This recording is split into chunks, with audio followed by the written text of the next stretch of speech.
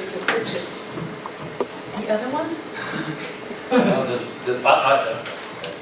Is that okay for people in the back? It's not too dark? It's just that we have some video clips. Yeah, I think that's okay. Thank you very much. My name is David Slater, and I appreciate being included in the program today. I have to say, this is not really me. I'm not really digital. I work with the most analog sort of thing, which is the human voice. So I'm not exactly a digital person. I'm not really humanities either. I'm really a social scientist. I'm an anthropologist. And what I'm going to show you today, most of you won't recognize as a real database. It's just a bunch of photos.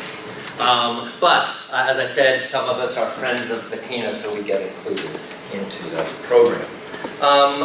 I'm going to go through today the history of this archive, the one that I've been working on, the contents, the uses of the archive, and the future, if any, of our archive.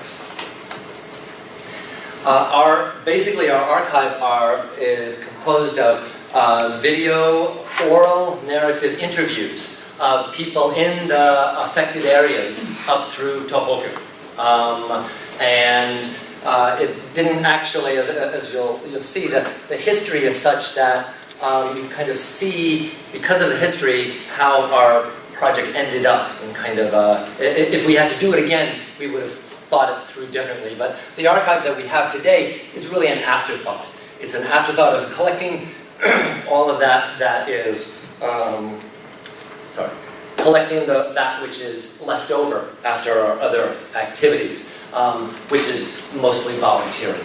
It started in 2011, and like most of you who were here, the first thought after 2011 is, what do I do? And the answer was not, oh, let's collect data. The answer, of course, was, let's volunteer. Let's see what we can do to help. And this is how the project started, with students and some colleagues as well. There was a huge outpouring of student interest. The students wanted to go up slowly. Sophia realized that they had to do something, and we dragged them up and got their support. But this was where we were starting. We had been working from April, May, June, July. It was about the summer, and we were up in an area in Minami-Sanriku, and an old woman, we were cleaning out the mud out of an old woman's house, and she had been watching us. Usually it takes 3 or 4 days to work on a house, given the tools that we had, and she had been watching us for 2 or 3 days. And on the 4th day, she was a little woman like this, "Oi, come over here, and bring those cameras too." Because she saw that we had cameras, because we had to document what we were doing to show it to the university to get our compensation for our travel. She says, "Bring your cameras over here, because I have something to tell you. I have a story for you." And this first story lasted about 3 days. She felt that she was not being heard by the mass media, and her government was not interested in hearing what she had to say. And she saw this ragtag bunch of students. Our students, I teach in an international department, so it's a bunch of kikokushijo, gaijin, strange Japanese, speaking English all the time, but nevertheless, somehow she thought that maybe we would be a conduit to tell a story beyond her particular immediate situation, because other people were not so interested in hearing. This was a kind of a turning point for us, because we realized that part of what we were doing, cleaning our houses through volunteering, was a form of contribution, but there was another form of contribution that we were actually trained to do. We were trained ethnographers, we were trained interviewers. We hadn't intended to do that, but going up, we saw that maybe that can be a contribution as well. And we started recalibrating what we were supposed to do and what we were trying to do. We had to put down our tools and start listening and learning how to listen. Listening to people in a disaster context is a very different sort of thing. Interviews are very irregular.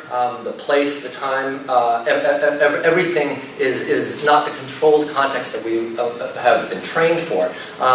But at the same time, people were really wanting to talk to us. Wanting to talk to us more than having us clean out their house, which was kind of surprising. So we realized from the fall semester, I tossed out all my other syllabi and started teaching this course.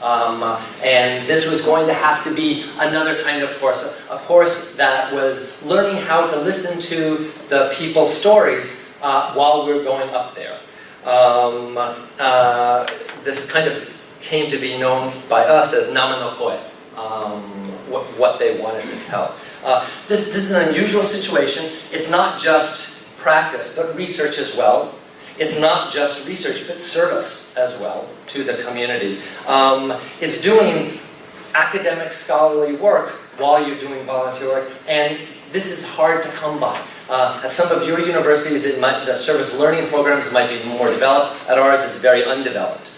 So it gave us a possibility to do a lot of different things that we wanted to do at the same time. This was the student schedule, and my schedule as much as I could tolerate it. They would get on the bus at Friday night at 12 o'clock, take overnight bus, do volunteer work in the morning, interviews in the afternoon, almost always nomikai at night, because everybody, even people who had nothing, were ready to take us in the shukaijo or the kasetsu, the temporary housing, and give us something. We'd do it again. Then they would get on the bus coming back home, arrive back in Shinjuku at 5:15 and sleep through their morning classes. As far as I quickly realized that I had to change my class from Monday to Thursday because I didn't want them to sleep in my class. The first stage was learning about Tohoku, learning about what happened, learning about the area, and learning the technology, trying to figure out how to use cameras. The second was always going back to the same place. We would always go to the same area again and again for the whole semester. So between 4 and 8 times we would go up each semester to the area, because every area is different. Every area has different kind of issues, and you have to be in the area to figure out what's going on. You have to go back to the same place enough times. The interviews themselves, we would try to get about 25 hours of interviews in each area. So in this area of this shiraku, or really, because most of the shiraku were destroyed, within this kasetsu, with this temporary housing unit, trying to get 25 hours in each place, or 25 interviews. Oftentimes it was substantially more than 25 hours, to try to get them to overlap, to see what the overall picture is. All of the interviews you see today have doisho, which is release forms. If the subject is human, you should have a release form.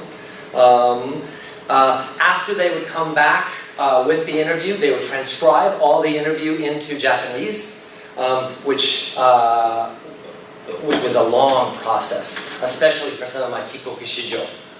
Listening to Tohoku-ben is hard enough. To transcribe Tohoku-ben is really hard. But they said, until you've done it, you don't really know the interview. You don't know what happened until you've actually transcribed the interview.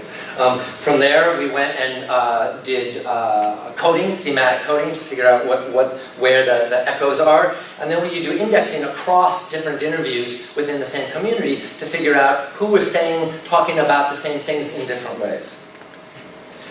Themes ended up emerging. This is the Minami Sandaku, I think.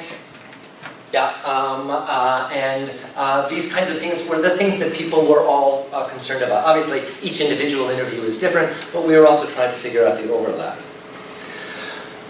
At this point, 2013, we had hundreds of hours and 4,000 hours of student volunteering work, which was far more than our volunteer center was really ready for.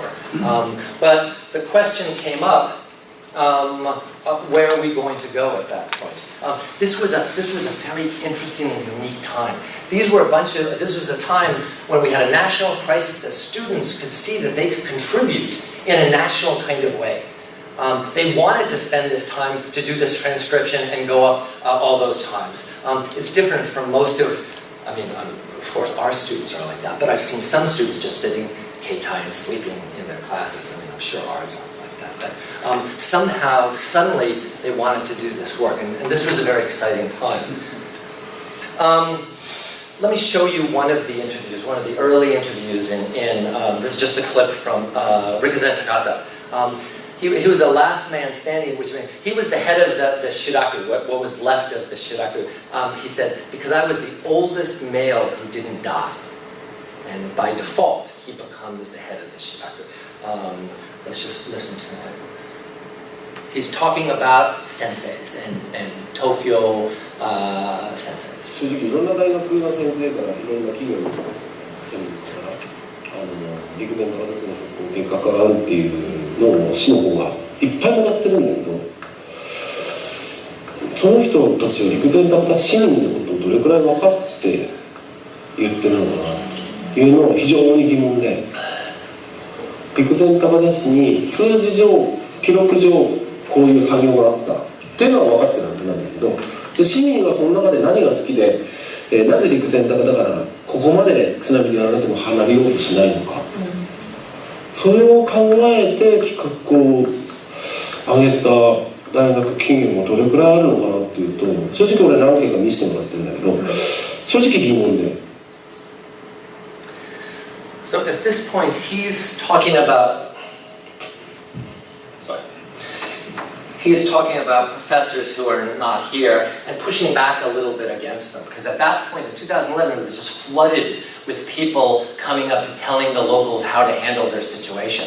So he was distancing himself, but he was also pushing back a little bit on us. He was also warning us, don't think you know what's going on, because you don't really know what's going on. This was a very influential and kind of tense interview early. Because he didn't quite know who we were and what our motives were. This kind of alerted us to we need to be able to be very careful about the larger project that we're involved here. He became one of our key informants in introducing us, managing the contacts for the whole area. But we started a little slow here. About 2013, we started having a kind of a problem. We had a ton of data. And this question posed by Saito-san, but it was posed by a lot of people too, said, don't be like those journalists and those other sensei who come and steal our stories. It was a shocking kind of thing to say. These are the only things we have now. Remember, these are people who are living in shiraku. Right? They don't have a house, they don't have many of their family members, so they are valuable, meaning the stories are valuable. We're busy people, and we only took time to tell you these stories so you could do something with them. What are you going to do with them? And this was a question we struggled with for a whole semester. What are we going to do with these stories? What is our responsibility with these stories? And how are we going to proceed from here? As social scientists, as people who are working with human subjects, our first criteria is always do no harm, protect privacy, be accurate. But we also needed to do something that was going to be of value to our narrators. A bunch of scholarly articles, it doesn't mean anything to most people. It doesn't even mean anything to most of my colleagues a lot of times, but I'll talk about that at the end. We also needed to represent the real situation and the complexity of the situations in Tohoku. And we need to avoid the sensationalism that characterized most media coverage. And why many of the informants up there didn't want to have anything to do with the media.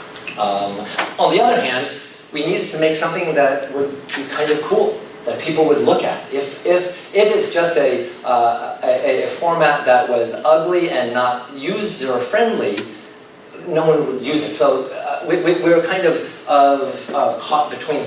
We knew we had to produce something of scholarly worth, but honestly, that was not our first priority at this point, and even now. The challenges were lack of digital sophistication, small budgets, long, rambly interviews that were so context-specific. Right? Unless you knew what was going on in the area, it was hard to untangle some of those interviews. And much of the material was sensitive material.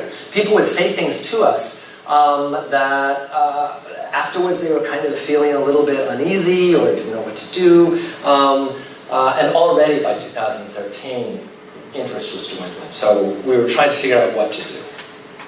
We got a Kaken application out there, and we were lucky to get some Kaken money. We realized we need two archives, two different formats for this data. One is a scholarly archive, and one is a community website. So different audiences, different structures, different kinds of data. The scholarly archive is a document really for study, only open to scholars, kind of bilingual, all the full videos of all we have, 500 hours of unedited videos. Always with the interview context, you have everything from the time that we're setting up the camera till the time the narrator walks out. You can search by bookmarks. Do no harm, because there is sensitive material in there, do no harm was achieved by making sure this didn't have open access. We can't give this to open access. This has to be limited to scholars because there are sensitive materials in this in the archive. The community website is kind of sotomoki. It's for the community themselves. It's open to the public. It's only in Japanese. And instead of having a long hour-and-a-half video, which one of our informants said, no one's going to watch 90 minutes of video. Like, what are you, crazy? We found smaller cuts that enabled them to be able to understand, but also to communicate and watch. Here, do no harm is achieved by making sure that sensitive parts were edited out. So let me just show you, the scholarly archive is more than 500 hours of video and more than 10,000 pages of transcripts, all Japanese transcripts. It's the largest digital interview archive of 311. There's many other larger archives. For example, Sebastian is part of the Iredes project up at Sendai. And of course Harvard has a huge project as well. Wonderfully funded. We would all love to have that kind of money and great staff. But neither of their focus is on looking at particular oral narrative interviews. Most of it is different kinds of stuff. When I was presenting at Columbia, and somebody at the Columbia said, this is probably the largest undergraduate generated archive on any topic. That's kind of like Trump. It might be true, right? We don't really know if this is true. But there's not many undergraduate generated archives that are 500. That's why I put it in quotes. It's important data, it's first-person testimony, it's unique in scale, format, and focus. It also is relatively orderly and open to scholars who are interested in using it.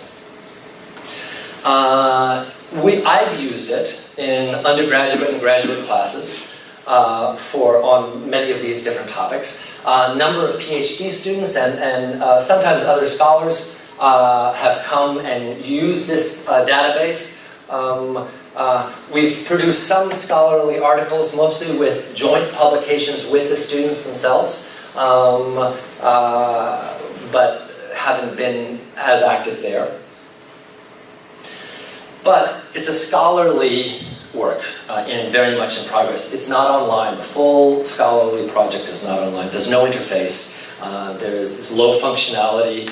Honestly, there's incomplete data, missing metadata, transcriptions that are sometimes just go off into nothing. The audio-video quality is sometimes good, sometimes not good, because it was taken all over Tohoku. And there's no institutional support. There's no money.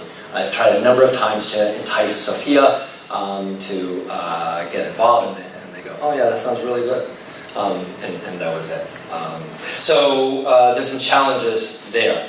On the other hand, on the community website, it's a little bit different. The community website, remember, is that part that we gave to the outside world. It's completely open access. And it was our idea to answer Saito-san's question of what are you going to do with this? This is a relatively large, there's thousands of the short clips that we saw. It's only in Japanese. People started talking about it as a community resource. Part of it is people want to tell their story and have their story out there, have their story told. But the other part is that communities kind of use this as a way to see what other people in their community are doing. Sometimes it's very hard to talk about these things. If you're living somewhere where you've suffered and lost a family member, and she's right here, and she's also lost a family member, which almost everybody had, can't really say, oh yeah, remember 2011 in the summer, what was that like? It's a hard thing to talk about. But with us, they could talk about it, because we were kind of the perfect in-between. We were kind of Gaijin-ish, kind of Japanese-ish. We were not from the area, we were from Tokyo, but they could speak Japanese, so they could tell their story.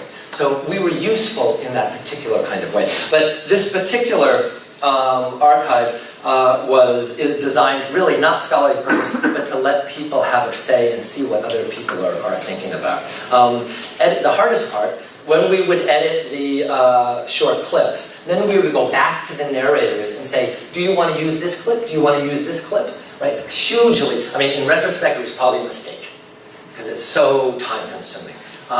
Sometimes people go, yeah, I don't care, use whatever you want. Other times people say, oh, I don't look that good. I look kind of fat in that picture. Can we have this other picture? And I go, but this is really important. They go, yeah, but I don't look that good. So, there's all kinds of reasons why people choose to have their face and their voice out there.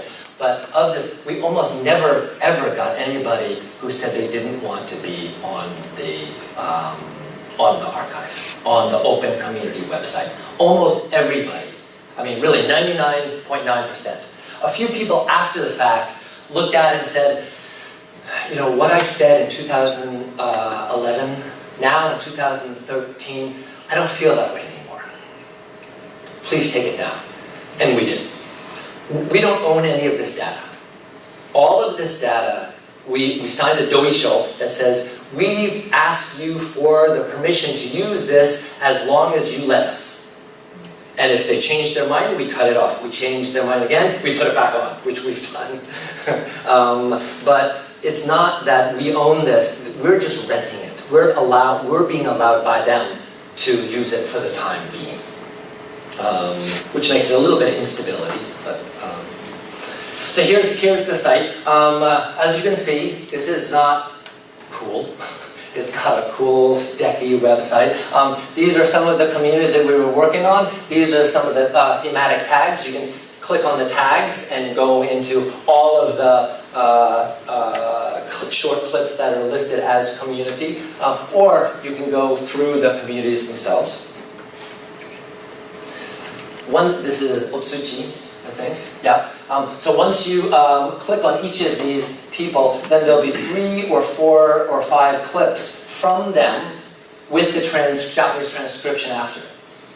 And then they're coded thematically there, giving you a kind of idea of what is happening. And then you go into here. This is a man who is helping some of the shrines and temples collect ashes. A lot of times, what are you going to do with ashes when you can't locate them anymore and all the records are gone? So it was kind of an emotional interview. The data is very heterogeneous. There's all kinds of different settings, different people, different questions. We had one man who really, he lost his boat. And so he really wanted to have his interview in front of the ocean. And so we're saying, well, that's really hard. He says, but it's a quiet day today, so it's okay. Right? So we set it up. What we didn't notice is between the camera and the ocean was a road. And so they keep on having these big trucks going by in the middle of our interview. And we said, we can't, he said, but this is where I want to have it. So that's where we had the interview. So some of the conditions are good, some of them are not so good, the lighting. Oftentimes, the content is also very heterogeneous. Oftentimes, we would only ask 3 questions in the whole interview, in an hour, hour and a half, 2-hour interview. Tell us about your community before 3/11. Tell us about your community from 3/11 till today. And then tell us about your community moving forward. And people answer that in all kinds of different ways. But that was one of the ideas of oral narrative. Let people talk in the way they wanted to talk. Tell their story in their words. Our students, in the beginning, students are kind of, oh, well, are we going to get just tatemai? Are we going to get honne? Yeah, we get all kinds of things. I try to explain to them, tatemai is very important. Having an established way to present yourself to the world, right, is an important thing that many of the people in the communities had lost. And having a way of addressing the world in a presentation kind of format that we were offering is a very important thing. Let me show you just 2 more videos. This is a 2013 from Koriyama. It's a local organizer of a Mamanokai. I have no idea how the students got this background on the thing. But this is she's talking about the role moms play in the post-Reconstruction era. 原発とかっていう問題になってくるとさ、脱原発とか再稼働反対とかっていうと、なんかもともとそういう色がついてた人じゃないみたいに見られがちなんですよね。でも今時代は変わってね、本当に普通の何も知らなかった人たちがこんにちは、そこにはいるんですけれどもね。でも残念ながらその一般的な目っていうのはそういうのがすごく大きいなっていうのは痛感していて、でもお母さんが子供を守りたいっていう気持ちっていうのは敵がいないじゃないですか、そういう意味ではできることはたくさんあるなっていうふうに思いますね。だって原発のことを言うときに当たり前じゃないですかって、将来的に考えたらこんなことが起こってしまったんだからっていうのは母親は堂々と言えると思うんです。She's an organizer and an activist, and she's said this a bunch of times. This is a set piece for her. But she stopped. In 2014, she decided she couldn't organize anymore, so she stopped doing this. So this is something that she wanted to be able to tell in her way as a representative of her Mamanokai. And this is a valuable thing because of that. This is very different. This actually is not on our website, but we do have permission to show it at Gakkai events. This is a woman who left Fukushima on March 15th, so just a few days after, with her daughter, leaving her husband and her farm, her husband's farm and her mother-in-law behind. And came to Tokyo. And we met her, we were organizing a kids camp, a Fukushima kids camp, because as you might know, the Fukushima educational system is not up to Tokyo standards, and we were trying to boost up those standards for the kids, but also give the moms a chance to hang out a little bit.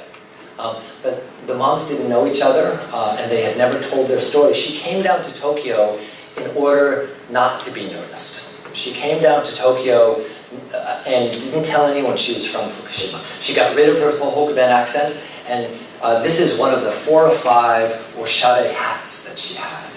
When she came down here, she bought a bunch of hats because she said, this is how Tokyo women look, and I don't want to be identified as a Fukushima woman because I don't want my child to be bullied.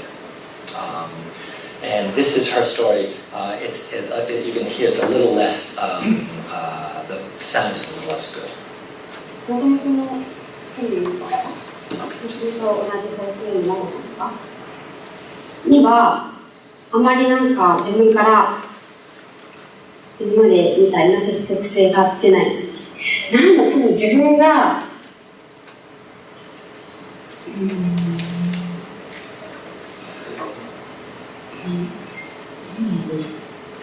避難して、悪く言えば、避難民、なんていうの、被災者、多分下なんでしょうね。なんか格付けじゃないですけど、そういうものがあるとすれば、同じ立場に立っちゃいけない。自分でそういう立場になったわけじゃないんですけど、震災によって、なんか自分の立場がわからなくなった。対等に思えなくなった、この方と。She's clearly trying to figure this out. This is the first time she's talked about it. She doesn't know exactly how to narrate it. And this was an opportunity for her to narrate it. We interviewed her quite a number of times because she wanted to keep on it. She wanted to explain to us how to get it so we get it right.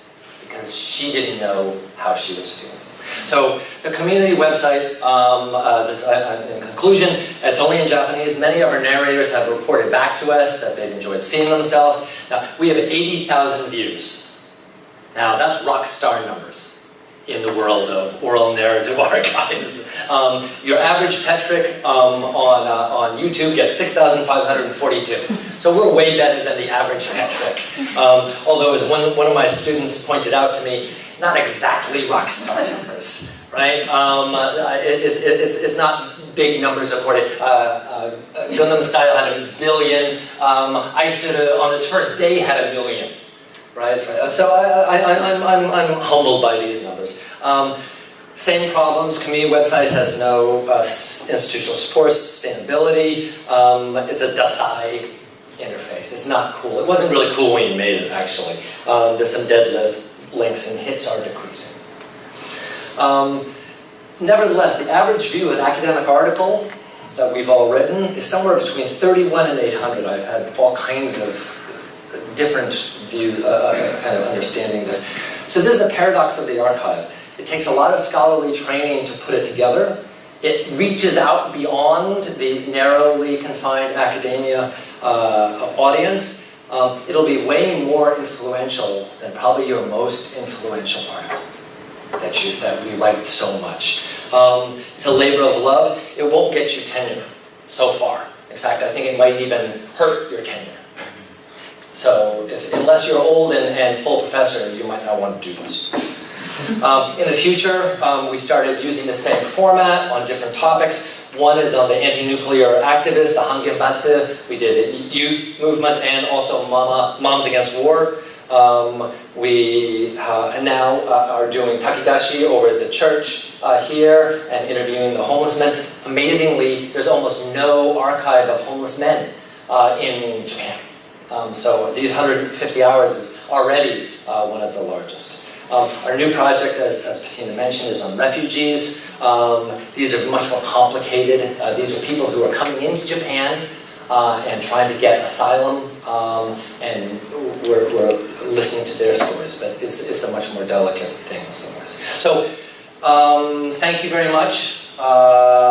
If anybody here in the audience can help us build a database that works better and cooler and those kinds of things, because an archive is only as good as its users, and part of what we're trying to do is increase users and maintain users. So thank you very much. Thank you.